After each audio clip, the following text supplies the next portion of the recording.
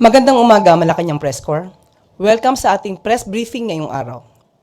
Good morning, ma'am. May we get a confirmation from Palace if nangako po talaga si President Marcos kay Senator Bato na hindi siya gagalawin ng ICC? Wala po kami napag-usapan kung personal po niya itong sinabi. Sa ating pong pagkakaalam, ang sinabi po niya ay wala po at hindi po, wala pong jurisdiction ang ICC at hindi po makikialam, hindi makikipag-cooperate ang administrasyon sa ICC. Pero never po naman niyang nabanggit na hindi po tayo makikipagtulungan sa Interpol. Next question, Tristan Odalo, Newswatch. Hi, Yusek. Good morning po. Ma'am, former President Duterte is set to appear sa ICC tonight. Siguro po, could you enlighten us on ano po bang extent ng government assistance na maaaring ibigay kay former President Duterte throughout this proceedings po?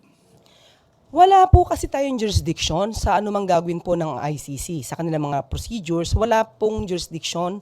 At after natin dala po ang dating Pangulo sa ICC, wala na po kamay o responsibilidad ang gobyerno kay dating Pangulong Duterte. Pero, base po sa RA 9851, bilang Pilipino, hindi lang dahil bilang dating Pangulo, si dating Pangulong Duterte, kailanganin din po natin ng gobyerno na ma-assure po, masigurado natin na nagkakaroon po ng fair trial. Lalong-lalo na po, Pilipino po ang dating Pangulong Duterte. Okay, pero lahat po ng mga gastusin, like for example, for legal counsel and all, private capacity na po yun ni former President. Sa kanya dapat manggaling yun. Opo, kahit nga po sa mga complainants, hindi rin po yan talaga sagot ng gobyerno dahil may kanya-kanya po silang mga abogado at sabi nga po natin, wala po tayong responsibilidad or wala tayong hand over the ICC proceedings. Last question na lang po, Yusek. Si former Senator Trillanes, sinabi niya po in one of his interviews na there could be a seize order coming from the ICC sa mga Duterte assets while the trial or the investigation is ongoing. If maglabas po ang ICC ng ganong klaseng order to freeze the assets of the former president, will the government comply on that particular order? Kung meron naman po tayong batas at inaalaw po tayo, ipakita lamang po nila, tayo po'y magkukomply dahil lagi po, sinasabi natin, lahat po ng gagawin natin dito ay dapat lamang base sa batas. Okay, next question po. Eden Santos, Net 25. Yes, sir, good morning po. Sabi po, the Office of the President said it paid for the private jet that brought former President Rodrigo Duterte to The Hague or The Hague. Paano ba bigkasin yun? The Hague. Baby, do you confirm po itong statement na to na ang Office of the President ang gumastos po dun sa pag-fly kay former President Duterte using a private, is it a jet plane or yung pong ginamit na last na? Opo, ina-admit po na ang palasyo po, ang nagbayad, ang gobyerno po. Ito po ay may kaugnayan sa assistance po na ibinigay natin sa Interpol. So sabi nga natin kapag hiningi po ang assistance, siyempre po dapat kumpleto po. Dahil kung wala naman po na ipoprovide na sasakyan para madala po ang dating Pangulo sa ICC, parang hindi rin po naging kumpleto ang pagtugon natin sa ating commitment to the Interpol. Magkano po yung, kung meron na tayong estimate na ginastos dun sa pag-travel po kaya FPRRD? Wala po tayong kompletong detalye about that. At maaari po siguro ay hindi ko agad masasabi kung meron man po dahil meron pong kaugnayan ito sa isang pribadong korporasyon. Yesterday po, medyo hindi kasi ako nakadalo dun sa briefing. Naikwento po nung ating mga officer from the PNP, CIDG, na yung ginawa pong pag-aresto kay FPRRD, yung naging attitude po nung mga pamilya na nagwala, parang gano'n, nagsisigaw, nagmura. Yung po bang ganong attitude ay is it normal or sa tingin niyo hindi po? normal lang sumigaw at magmura. Pamilya po yun eh. Hindi po natin mawawala na gano'n na maging damdamin.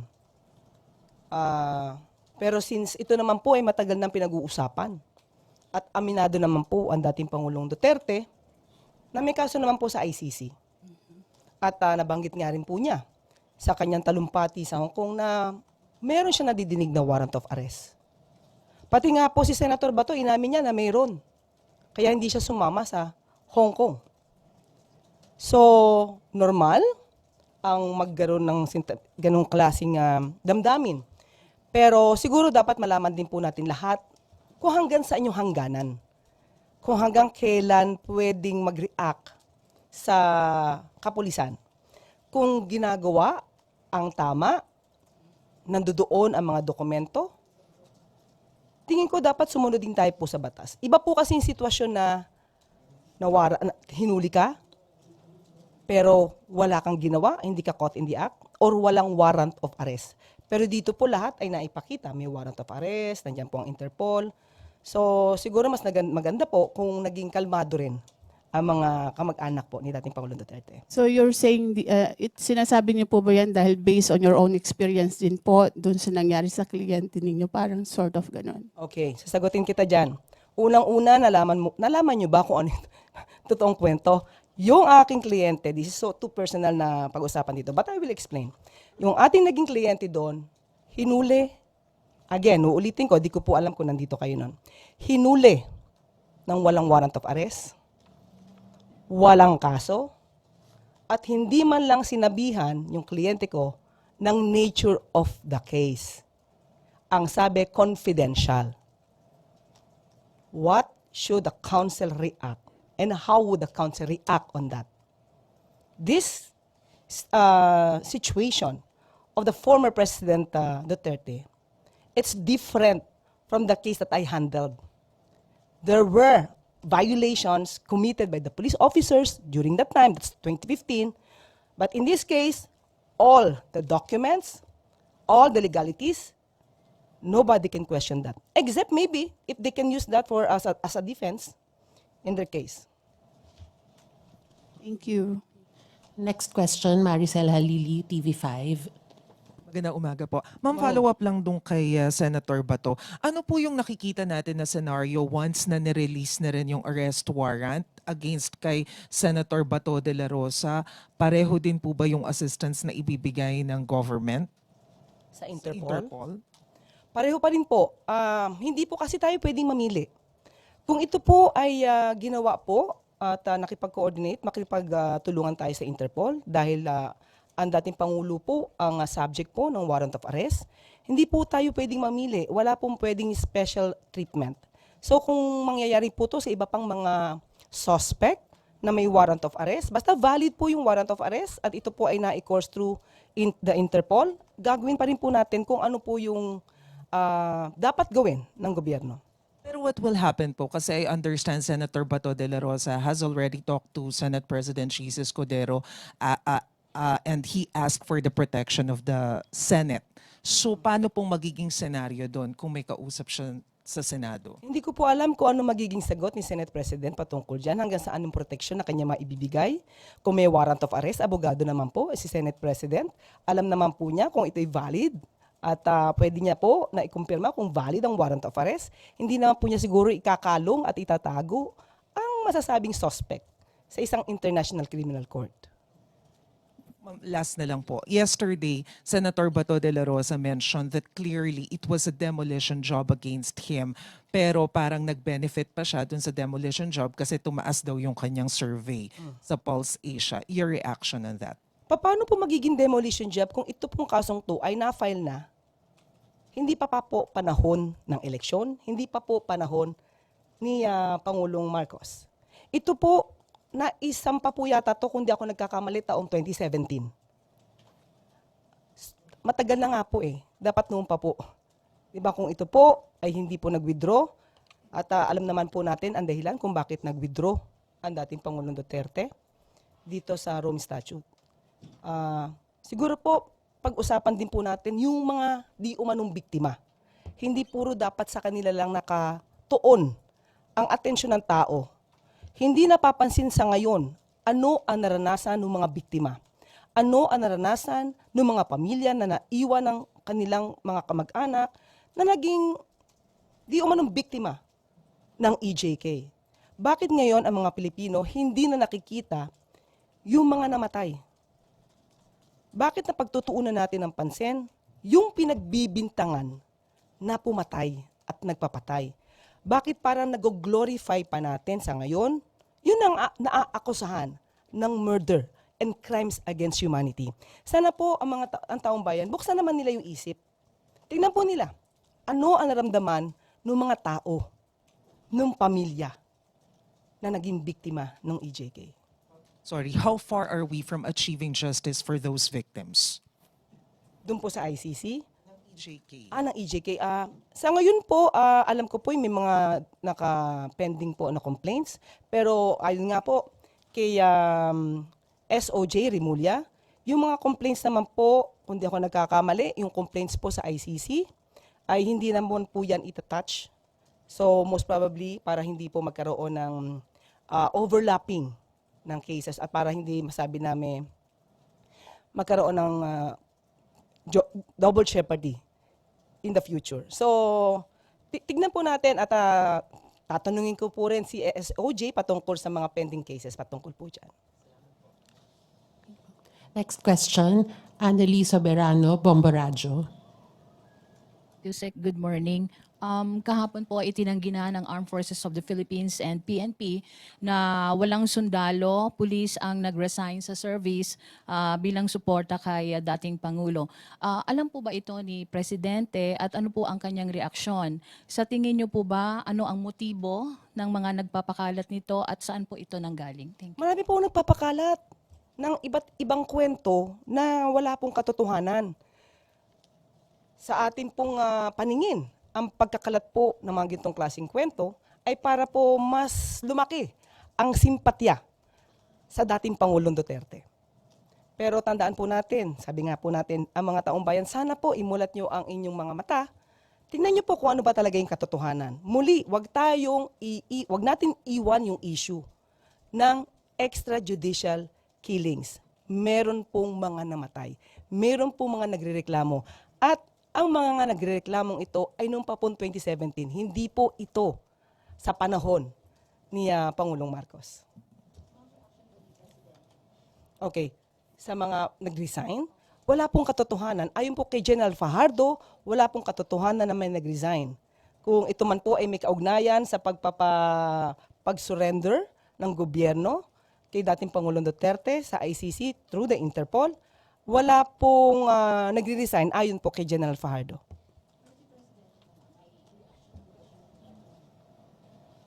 Kung wala pong nagre-resign, mas maganda po, di masaya po siya. Thank you, ma'am. Next Wala question. po. Loyalty check? Wala po. Dahil kampante po ang Pangulo na ang ginawa po naman ng administrasyon ay naaayon sa batas. Next question, Ivan Mayrina, GMA7. Yusek, magandang tanghali. Kaugnay ito nung sinasabi ni Senator Bato that he feels betrayed to the max. Those were his words. Na nangyari po ito sa kabila ng pagsigurong personal sa kanya ng Pangulo na hindi siya gagalawin ng ICC. May lumutang din pong allegedly a letter to the Vice President Sara, assuring her of the same thing, that the government will not cooperate in any way, shape, or form with the ICC, and that the President will always protect the sovereignty of the country at all times. Is there such a letter? Wala po. Nag-meeting po kami kanina ni Pangulo. Kasama po ako sa meeting kanina. Hindi po namin napag-usapan kung may letter. So, kung patungkol naman po kay Senator Bato, unang-una po, ulitin natin, hindi po tayo pwedeng magkaroon ng special treatment. Ang betrayal po sa isang tao, kung siya naman po ay naaakusahan, hindi po ito masasabing isang issue. Mas dapat po na ang Pangulo, ang gobyerno ay hindi nagbe-betray sa batas. Hindi siya nagbe-betray kung anong interes ng bansa. Hindi siya dapat nagbe-betray sa mga taong di umanong naging biktima ng EJK. Hindi po pwede na dahil lang po naging kakilala, na kasama po, Kung kailangan managot, dapat managot. Sabi naman po nila, sila naman po ay walang kasalanan. Hindi po ba't napakabilis naman nilang madidepensahan ang kanilang sarili at mapapabilis siguro ang pagtapos ng proceeding sa ICC kung sila mismo ang magdidepensa sa kanilang sarili dahil wala silang kinalaman ayon sa kanila. Ang tawag po ni Senator Bato sa katwiran ng gobyerno that we are cooperating with the Interpol and not with the ICC ay flimsy. Because the President allowed it. That's why it happened. Ganun po ang kanilang katwiran, nakikitang katwiran. Maaasahan po talaga natin yan sa kanila. Dahil sila po yung naging concerned parties dito. Maaasahan po natin ang ganyan damdamin. Pero hindi po niya pwedeng diktahan kung ano po ang ikikilos ng administrasyon. Lalong-lalo na po kung ito naman po ay mayroong patungkol sa ating commitment sa Interpol. Next question, Pierre Pastor, Bilyonaryo.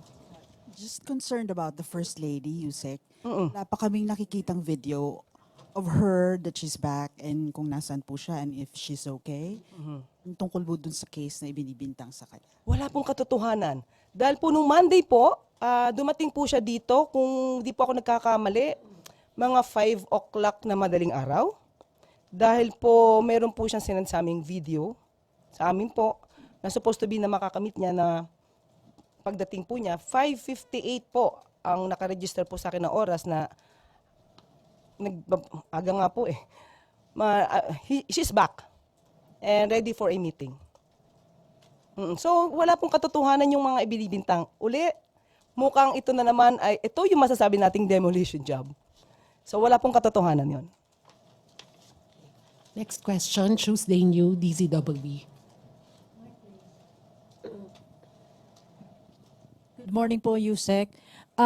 Patuloy po yung pagkikilos protesta ng mga taga-suporta ni dating Pangulong Rodrigo Duterte. Nakita po ito kahapon sa iba't ibang lugar dito sa bansa.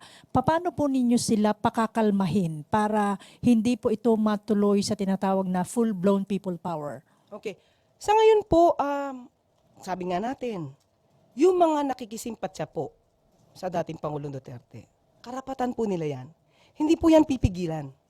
Karapatan po nila na malungkot, magdalamhati para kay dating Pangulong Duterte. Wala pa po tayong nakikita na maaaring makaalarma po sa administrasyon. Kapag po dumating na po yun, sa puntong iyon, at puro po kasinungalingan na talaga ang kanilang mga sinasabi at ito'y nakakaalarma na po sa maaaring epekto sa taong bayan, doon po kikilos ang gobyerno. Ma'am, follow up lang. Anong klaseng pagkilos na gagawin ng gobyerno kung sakali, ma'am? Kung ito naman po ay dumadami at puro po mga fake, ayoko na pong banggitin ng fake news, puro kasinungalingan ang mga pinapangalandakan, especially sa social media, hindi po pwedeng tulugan ng administrasyon ito. Sa ngayon po, pinapahintulutan po natin, allowed naman po ito, just to express the rights. They have to exercise that right of freedom of expression. Pero kung susobra po, of course, magkakaroon po tayo ng plano kung paano po ito masasawata para po ito ay para sa gobyerno, para sa taong bayan. Kapag ka po kasi nagkaroon ng demolition, or destabilization, hindi po pwedeng tulugan ng gobyerno to. Lalo po na ang gobyerno naman ay sumusunod lamang sa batas. Gumagawa lamang ng kanilang tungkulin. Ganun po. Last, ma'am, ano ang extent o ano po ang triggering factor para umaksyon na yung gobyerno sa ano yung hangganan na inaantay para sabihin na, oops, tama na yan, pigilan na natin yan? As of now, napaka-hypothetical ng question. Titignan po natin kung paano. Thank you po. Next question, Maricar Sargan, Brigada. Good morning, Yusek. Other matters lang po. Nakarating na po ba kay President yung ulat po na may mga resident ho ng Palawan na na-detained sa China na alleged spy daw po? Parang wala pa po. So far, aalamin po natin kung meron pong ganyang pag-uulat. Wala pa po kami natanggap. Hindi po nabanggit sa amin kanina. So, tingnan po natin. Baka po kung ano man pag-uulat yan ay kailangan pag-usapan agad. Thank you po. Okay po. Christian Yosores, Radyo 630. Good morning po, Yusek. Balik lang po ako dun sa yung kay FL po. Natunto na po ba ng Palace kung sino yung nagpakalat ng information doon and ano pong planong gawin ng palasyo? Nakita po namin sa reaction ni FL, ang pinakahuling sinabi niya ay dapat hindi nga po siya yung nagiging issue. Ang dapat na pinag-uusapan po talaga ay ang Pangulo, kung ano yung mga naging proyekto ng Pangulo. Hindi po niya ito dinaramdam dahil alam naman po niya ang katotohanan. At kami po mismo, ako po, I can attest na nakasama ko po siya sa meeting. Kaya po, yung mga ganyan pong kwento, sana nga po magmulat ang mga tao. Yung mga taong nagpapakita po niyan, social media, na wala pong kredibilidad, kung hindi po nanggagaling mismo sa mainstream at wala pong ebidensya, sana po wag kayo agad maniwala. Pero wala na pong planong magsampa pa po ng reklamo. Hindi po ganon ang ugali ni First Lady. On another topic lang, ma'am. Binigyan po ng 24 hours ng Supreme Court yung mga respondents para sumagot doon sa petition for a writ of habeas corpus ng mga anak ni dating Pangulong Duterte. And one of the respondents po is the Executive Department through ES Bersamin. Would you know, ma'am, kung natanggap na po ni ES yung notice ng SC and kung sumagot na po? Wala pa pong pagsagot. Ang alam ko po ay magkakaroon po sila, tire-represent po sila ng government lawyers. So tignan na naman po natin ang susunod na hakbang. Thank you, ma'am. Okay, thank you very much, Yusek Castro. Okay? At dito po nagtatapos ang ating briefing. Maraming salamat, Malacanang Press Corps, at magandang tanghali.